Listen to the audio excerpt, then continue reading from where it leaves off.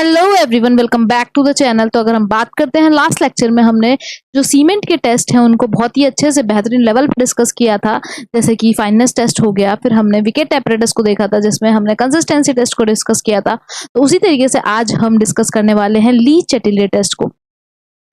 सारे वही points discuss करेंगे जो कि एग्जाम में पूछे जाते। तो ली चैटिलियर टेस्ट से हमेशा एक क्वेश्चन, दो क्वेश्चन देखने को मिलता है। ली चैटिलियर टेस्ट की बात करें तो हमने ये देखा था, जब हमने सीमेंट का पूरा डिस्कस किया था तो वहां पे लाइम, मैग्नीशिया, सिलिका, एल्यूमिना ये सब कंपोनेंट्स देखने को मिले थे। तो अनसाउंडनेस की प्रॉब्लम देखने को मिल रही थी। अगर हमारा लाइम, अगर हम बात करते हैं लाइम, मैग्नीशिया, अगर हम बात करते हैं लाइम की, मैग्नीशिया की, सल्फर की, तो मैग्नीशिया, लाइम और सल्फर की वजह से, मैग्नीशिया, लाइम और सल्फर की वजह से अगर इनकी जो परसेंटेज है अगर वो एक्सेस में होती है तो इनकी वजह से हमें क्या देखने को मिलेगा, हमें इनकी वजह से अनसाउंडनेस की प्रॉब्लम देखने को मिलेगी। इनकी वजह से हमको क्या देखने को मिलता है, अनसाउंडनेस की प्रॉब्लम देखने को मिलती है। अनसाउंडनेस मतलब क्या है, वॉल्यूम चेंज। वॉल्यूम चेंज होगा तो मतलब क्रैक्स देखने को मिलेंगे, क्रैक्स देखने को मिलेगा तो इसका मतलब हमारे जो स्ट्रक्चर है उसमें फेलियर्स देखने को मिलेंगे। तो इस वजह से हमें चेकिंग करनी पड़ती है, टेस्ट परफॉर्म करेंगे। तो सबसे पहला जो इंपॉर्टेंट पॉइंट है हमारा, जो ये लाइम टेस्ट है, वो जो हम लाइम की बात करते हैं, ये जो लाइम की वजह से जो अनसाउंडनेस हो रही है उसको किसके टेस्ट से पता करते हैं हम, ली चैटिलियर टेस्ट के। तो ओनली ड्यू टू, ये सबसे पहला पॉइंट, ओनली ड्यू टू जो हमारा लाइम की वजह से अनसाउंडनेस टेस्ट को पता करते हैं, अनसाउंडनेस की चीजों को पता करते हैं, वो हमारा होता है ली चैटिलियर टेस्ट। वहीं पे अगर हम बात करें इसकी, तो यहाँ पे और भी इंपॉर्टेंट पॉइंट्स है, सारे इंपॉर्टेंट पॉइंट्स को डिस्कस करेंगे। सबसे पहले इसकी असेंबली को देखते हैं। तो यहाँ पर हमारे को इस तरीके का माउल्ड देखने को मिलता है। ये माउल्ड हमारा किसका बना होता है, तो ये बहुत इंपॉर्टेंट पॉइंट है, ये ब्रास का बना होता है। तो सबसे इंपॉर्टेंट पॉइंट, ये जो हमारा माउल्ड है वो किसका बना है, ब्रास का बना है। अगर इसकी हाइट की बात करें, ये हाइट क्वेश्चन में कितनी बार पूछा गया है, तो ये पता होना चाहिए कि जो इसकी हाइट है, वो जो माउल्ड की हाइट है वो 30 mm देखने को मिलती है। वहीं पर अगर हम डाया की बात करते हैं तो डाया भी इसका 30 mm देखने को मिलता है, डाया भी हमें 30 mm देखने को मिलता है। अगर हम इसका टॉप व्यू देखें, तो हमने सामने से देखा है, इसका टॉप व्यू देखें तो कुछ इस तरीके से देखने को मिलेगा आपको। यहाँ पर हमें स्प्लिट देखने को मिलता है। यहीं पे अगर हम बात करें, इनर भी हमारे को देखने को मिलता है। तो ये जो हमारा डाया है, अभी हमने देखा ये डाया कितना था, इसका डाया हमारा 30 mm है, और ये जो बीच में हमारी थिकनेस है, ये भी पूछ सकते हैं, ये हमारी होती है 0.5 mm। 0.5 mm ये थिकनेस देखने को मिलती है। फिर इसी तरीके से यहाँ पर अगर हम बात करते हैं, तो ये जो माउल्ड है, ये हमारा टॉप व्यू से देखोगे तो एक हैंडल से हमारा जो ज्वाइन होता है। तो ये जो हमारा हैंडल है, यहाँ से ये कुछ सेंटर से इस तरीके से ज्वाइन रहता है। तो अगर हम इसकी बात करते हैं, तो जो हैंडल है, सेंटर से और इसकी हैंडल की एंड तक की पॉइंट की जो डिस्टेंस है वो होती है 165 mm। तो उसकी जो हैंडल से लेके हमारे सेंटर तक की जो डिस्टेंस है वो होती है हमारी 165 mm। कुछ इस तरीके से यहाँ पर लगा रहता है। लेकिन ये सब जो हमारी असेंबली है ये हमें पता होना चाहिए, तो यहाँ पे ये वैल्यू हमें पता होना चाहिए। अब यहाँ पर क्या करोगे, आप सीमेंट लोगे। सबसे पहली इंपॉर्टेंट बात ये है कि यहाँ पर आपने सीमेंट का, भाई सीमेंट का टेस्ट कर रहे हो तो सीमेंट का तो सैंपल लोगे, सीमेंट लिया, और यहाँ पर कितना वाटर यूज करते हैं, वेरी इंपॉर्टेंट, 0.78 पी कौन सा है, वही कंसिस्टेंट वाटर जो लास्ट लेक्चर में हमने विकेट एपरेटस की हेल्प से पता किया था। तो इनिशियल सेटिंग टाइम हो या फाइनल सेटिंग टाइम, वहां पर जो हमारा वाटर यूज होता है वो क्या है, वो हमारा होता है 0.85। लेकिन यहाँ पर जब हम बात करते हैं ली चैटिलियर टेस्ट में, तो यहाँ पर हमारा 78% यूज होता है, 0.78 पी। फिर अगर हमारी वाटर यूज करने के बाद हम सैंपल बनाएंगे। अब इसके बाद क्या करते हैं हम, यहाँ पर इंपॉर्टेंट पॉइंट ये है, जब आपने सैंपल बना लिया तो इसको, सैंपल को क्या करोगे, चेक करोगे, स्प्लिट चेक करेंगे। पर कैसे, हम इसको जो सैंपल बना है इसको इमर्स करेंगे वाटर में, इमर्स करेंगे वाटर में। वाटर का टेम्परेचर कितना होना चाहिए, वाटर का टेम्परेचर हमारा होना चाहिए 27 डिग्री सेल्सियस से लेके 32 डिग्री सेल्सियस के बीच में। तो वाटर का टेम्परेचर 27 डिग्री से 32 डिग्री सेल्सियस के बीच में, मतलब रूम टेम्परेचर पे होना चाहिए। उस वाटर में इमर्स करेंगे कितनी देर के लिए, 24 आवर्स के लिए इमर्स करेंगे। उसके बाद आपने इमर्स कर लिया, उसके बाद आप क्या चेक करोगे, फिर आप चेक करोगे, स्प्लिट चेक करेंगे। स्प्लिट वही पीछे वाले असेंबली में, इन असेंबली में पुट करके हम क्या करेंगे, चेक करेंगे, स्प्लिट चेक करेंगे। Very good. फिर अपन क्या करेंगे, ये कर लिया अपन ने। अब हम इसमें क्या करेंगे, फिर अब दूसरा सैंपल, यही सैंपल को फिर से हमें एक दूसरे असेंबली में डालना है। वहां पे क्या करना है, 25 से 30 मिनट्स के लिए पहले वाटर को स्लोली स्लोली बॉइलिंग पॉइंट तक लाएंगे। ऐसे बिल्कुल एक्सटेंट नहीं लेके आना है, ग्रेजुअली उसको बॉइल करते हुए हमें बॉइलिंग पॉइंट तक लेके आना है। 25 से 30 मिनट के बीच में हम उसको बॉइल करके वाटर को बॉइलिंग पॉइंट तक लाएंगे। फिर क्या करेंगे, हमने इसमें क्या किया, हमने टेम्परेचर को इंक्रीज किया, भाई टेम्परेचर इंक्रीज किया। अब इस असेंबली में हम ये जो सॉइल, ये हमारा जो सीमेंट का सैंपल है, इसको हम इमर्स करेंगे।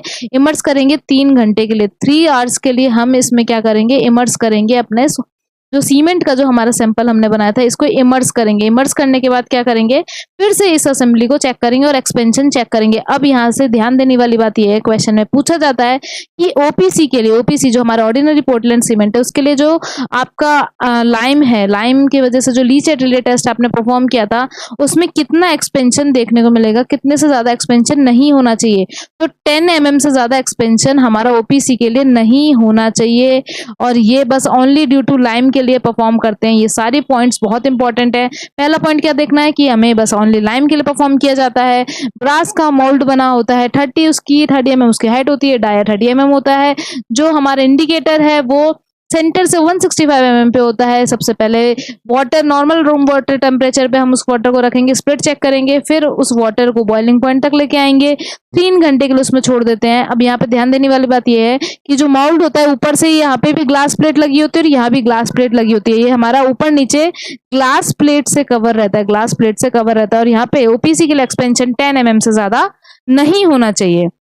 वहीं पे अब हमारा मैग्नीशिया और लाइम दोनों की वजह से अगर एक्सपेंशन चेक करना है, मैग्नीशिया लाइम और दोनों की वजह से अगर एक्सपेंशन चेक करना है, उसको बोला जाता है हमारा ऑटोक्लेव टेस्ट। तो दूसरा हमारा टॉपिक है ऑटोक्लेव टेस्ट। और यहाँ पे पूछा जाता है ऑटोक्लेव टेस्ट किस किस की वजह से हमारा अनसाउंडनेस की प्रॉब्लम को बताता है। तो इट इज ड्यू टू किसके वजह से, due to lime and magnesia. Due to lime and magnesia दोनों की ही वजह से हमारा कौन बताता है, ऑटोक्लेव बताता है। Due to lime and magnesia की वजह से हमारा ऑटोक्लेव टेस्ट अनसाउंडनेस की दिक्कत को बताता है। अब यहाँ पर क्या करते हैं, पहले वाले में हमने क्या किया था, उसको वाटर को ही बॉईल करते हैं। यहाँ पर लेकिन हम 25 इंटू, ये डेटा याद होना चाहिए, अगर हम बात करते हैं 25 into 25 into 25 into 25 into 250 mm, 250 mm का हम क्या बनाएंगे, सीमेंट का माउल्ड बनाएंगे। सीमेंट का माउल्ड बनाएंगे और इस पर अब हम एक स्टीम प्रेशर अप्लाई करते हैं।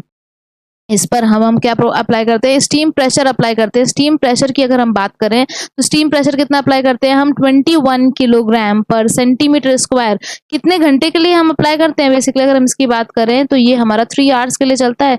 3 आवर्स के लिए हम इस पे स्टीम प्रेशर अप्लाई करते हैं। और जब स्टीम प्रेशर अप्लाई कर रहे हैं तो कुछ हमारे को एक्सपेंशन देखने को मिलेगा। तो यहाँ पर वैल्यू याद रखनी है। अगर ऑटोक्लेव के लिए पूछा जाता है, ऑटोक्लेव के लिए जो हमारा ऑर्डिनरी पोर्टलैंड सीमेंट है उसका एक्सपेंशन किससे ज्यादा नहीं होना चाहिए। तो उसका जो एक्सपेंशन है वो हमारा 0.8% फॉर ओपीसी। ओपीसी के 0.8% से ज्यादा नहीं होना चाहिए। ये सब डेटा बहुत ज्यादा पूछा जाता है एग्जाम में, तो बिल्कुल याद होना चाहिए। माउल्ड का साइज याद होना चाहिए, 25 इंटू 25 इंटू 250। स्टीम प्रेशर कितना अप्लाई किया जाता है, एक तो ये पूछा जाता है। एक्सपेंशन कितना से ज्यादा नहीं होना चाहिए। और लाइम एंड मैग्नीशिया दोनों की वजह से अगर एक्सपेंशन पता करना है तो कौन सा टेस्ट परफॉर्म करेंगे हम, ऑटोक्लेव टेस्ट परफॉर्म करते हैं। फाइननेस टेस्ट हो गया हमारा, विकेट एपरेटस टेस्ट हो गया, इनिशियल सेटिंग टाइम हो गया, फाइनल सेटिंग टाइम हो गया, एक्सपेंशन टेस्ट, अनसाउंडनेस का टेस्ट हो गया। अब कंप्रेसिव, भाई सीमेंट का कंप्रेसिव स्ट्रेंथ कितना है ये भी तो चेक करना है। तो नेक्स्ट टेस्ट हमारा क्या है, compressive strength test, very important. यहाँ से भी बहुत ज्यादा ईएससी में क्वेश्चन पूछे गए और एसएससी का पैटर्न ईएससी को बहुत फॉलो करता है। तो ये इंपॉर्टेंट टॉपिक है। अगर हम बात करते हैं तो कंप्रेसिव स्ट्रेंथ टेस्ट, जो कि किसमें, सबसे पहला इंपॉर्टेंट पॉइंट इसमें क्या है कि किसकी मशीन से हम पता करते हैं। तो यूटीएम मशीन, जिसको यूनिवर्सल टेस्टिंग मशीन बोला जाता है, तो ये किस में पता करने के लिए यूज किया जाता है, यूनिवर्सल टेस्टिंग मशीन से हम कंप्रेसिव स्ट्रेंथ पता करते हैं सीमेंट के।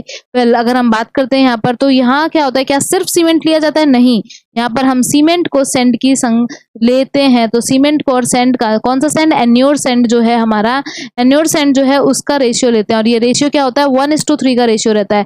तो अगर एक सीमेंट है तो हमारा 3 उसका टाइम्स हमारा सेंड रहेगा। इसका हम क्या बनाएंगे, माउल्ड बनाएंगे। इसका माउल्ड बनाते तो 185 ग्राम का, 185 ग्राम का हमारा सीमेंट रहता है।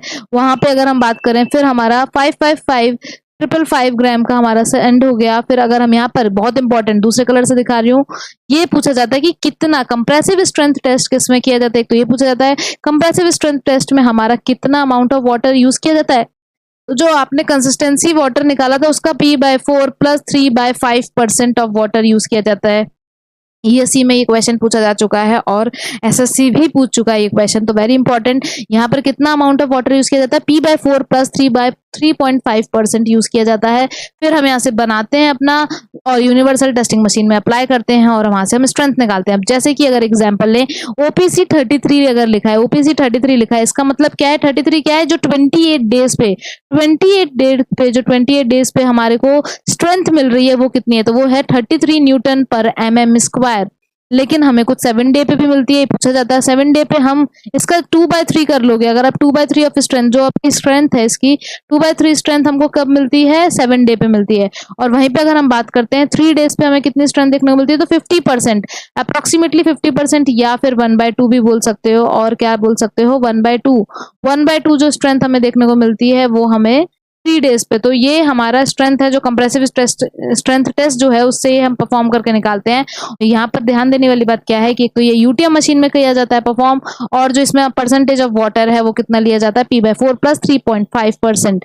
वेल, वहीं पे अगर हम बात करते हैं, एक हमारा टेंशन स्ट्रेंथ मेथड भी होता है, टेंशन स्ट्रेंथ टेस्ट भी होता है, जिसमें हम क्या है, कंप्रेसिव की जगह अब हम कौन सा टेस्ट पता कर रहे हैं? अब क्या चीज पता कर रहे हैं? हम कौन सी स्ट्रेंथ पता कर रहे हैं? टेंशन स्ट्रेंथ पता कर रहे हैं।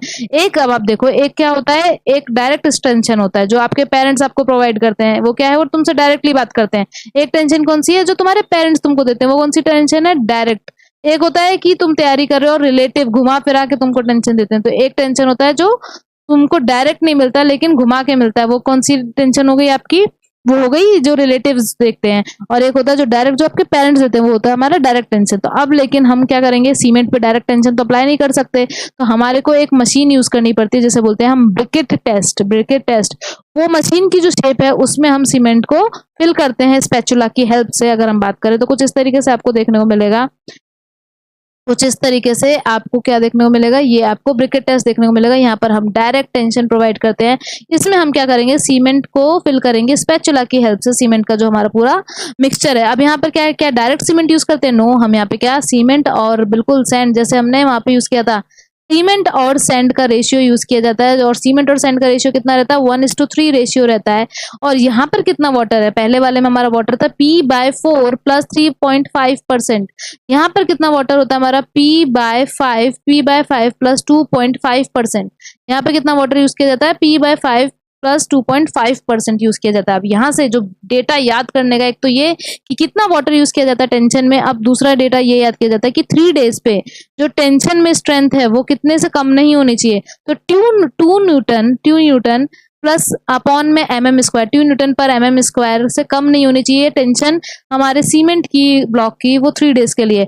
और अगर हम बात करें 7 डेज पे कितना होना चाहिए, तो 7 डेज पे कम नहीं होना चाहिए 2.5 न्यूटन पर mm स्क्वायर। ये भी बहुत बार एग्जाम में पूछा गया है, ये डेटा भी इंपॉर्टेंट है। ब्रिकेट टेस्ट, ब्रिकेट जो टेस्ट है, ब्रिकेट एपरेटस जो है, हम इसकी हेल्प से टेंशन का जो टेस्ट है वो पता करते हैं, जो सीमेंट है उसकी टेंशन पता करते हैं। वहीं पे एक और चीज ध्यान देने वाली बात ये है कि जो हमारा, अगर बात करें यहाँ पे एक टर्म यूज करते हैं, एक तो होता है ली चैटेलियर टेस्ट, तो वो हमारा साउंडनेस टेस्ट के लिए होता है। लेकिन एक और टर्म यूज किया जाता है ली चैटेलियर फ्लास्क। इसकी अगर बात करते हैं, ये वर्ड यूज किया जाता है ली चैटेलियर फ्लास्क। तो ये किस लिए यूज किया था? अगर फ्लास्क वर्ड आता है, मतलब ये हम क्या पता करने के लिए यूज कर रहे हैं? जो हमारी सीमेंट है उसकी स्पेसिफिक ग्रेविटी, उसकी स्पेसिफिक ग्रेविटी को पता करने के लिए हम ली चैटेलियर फ्लास्क यूज करते हैं। तो जो हमारा स्पेसिफिक ग्रेविटी है किसका? सीमेंट का जो स्पेसिफिक ग्रेविटी है उसको पता करने के लिए हम ली चैटेलियर फ्लास्क यूज करते हैं। ये क्वेश्चन पूछा जाता है। और अब कुछ डेटा जो हमें बिल्कुल याद होना चाहिए, एक तो कि सीमेंट का जो हमारा सीमेंट जो है बेसिकली, अगर उसकी स्पेसिफिक ग्रेविटी की बात करें, सीमेंट स्पेसिफिक ग्रेविटी की बात करें, तो वो होता है हमारा 3.15।